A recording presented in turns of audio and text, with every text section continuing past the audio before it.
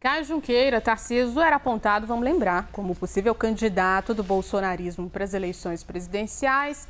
Acabou preterido, passou o tempo, inclusive não pode ser mais esse candidato. Agora, com esses áudios divulgados, como é que o governador de São Paulo pretende se posicionar em relação a esse apoio a Flávio Bolsonaro?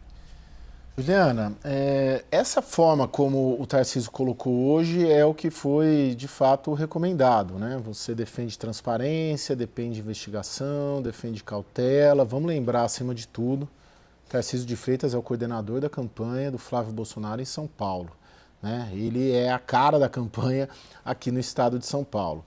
Então, ele foi orientado, inclusive, a dar esse tipo de declaração de cautela, transparência, vamos aguardar a apuração dos fatos e por aí vai.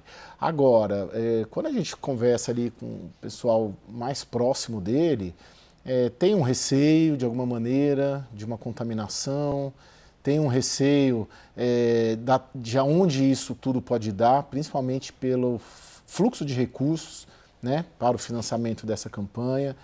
Tem muita gente do entorno do governador apostando e acreditando que esses recursos podem sim ter financiados gastos pessoais, principalmente do Eduardo Bolsonaro nos Estados Unidos, o que ele evidentemente nega, mas, acima de tudo, defendendo um distanciamento gradual, sem deixar passar uma pecha de traidor, que o próprio Tarcísio tem uma preocupação muito grande em relação a isso e tem uma dívida de gratidão muito grande com o pai, com o Jair Bolsonaro, mas ao mesmo tempo também para não se deixar contaminar. Não há uma preocupação de um impacto na campanha do Tarcísio aqui em São Paulo, tem uma percepção até mesmo de uma possibilidade de vitória em primeiro turno, tem uma segurança muito bem equacionada em relação à campanha eleitoral em si.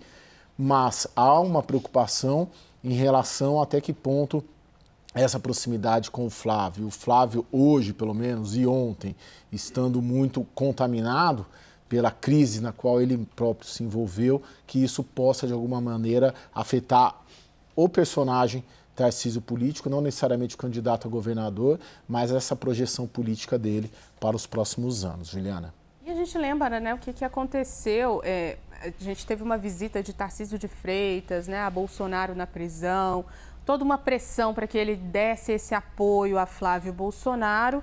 E agora, mais uma vez, o governador de São Paulo volta a ser pressionado por conta do bolsonarismo. É uma questão, Caio, não sei se você concorda, que também pode reverberar nas alianças políticas, né, de Tarcísio de Freitas. Sim, tem um debate muito grande até que ponto quem depende mais de quem hoje, né? O bolsonarismo depende mais do Tarcísio, o Tarcísio depende mais do bolsonarismo. E a depender de quem a gente faz essa pergunta e tem essa conversa, você ouve a resposta para tudo quanto é lado. Hoje eu ouvi de alguém muito próximo ao governador de que o bolsonarismo hoje depende mais do Tarcísio, justamente pela posição relativamente tranquila que ele tem na eleição aqui em São Paulo, mais ou menos ali 45%, 50% de intenções de voto, maior colégio eleitoral do Brasil e um potencial e uma capacidade de alavancar junto com ele o Flávio Bolsonaro aqui em São Paulo, ainda mais nesse momento de crise. Mas isso é muito fluido, Juliana. De repente tem pessoas que a gente pergunta, quando a gente pergunta muito mais para as pessoas próximas à família Bolsonaro, eles entendem que é o contrário, que o Tarcísio não sobrevive sem o bolsonarismo. E justamente em razão disso ele tem que fazer esses gestos ao bolsonarismo, não desembarcando de cara imediatamente no dia seguinte e no próprio dia a maior crise que o Flávio vem enfrentando neste ano e nessa campanha presidencial. Caio Junqueira, muito obrigada por hora.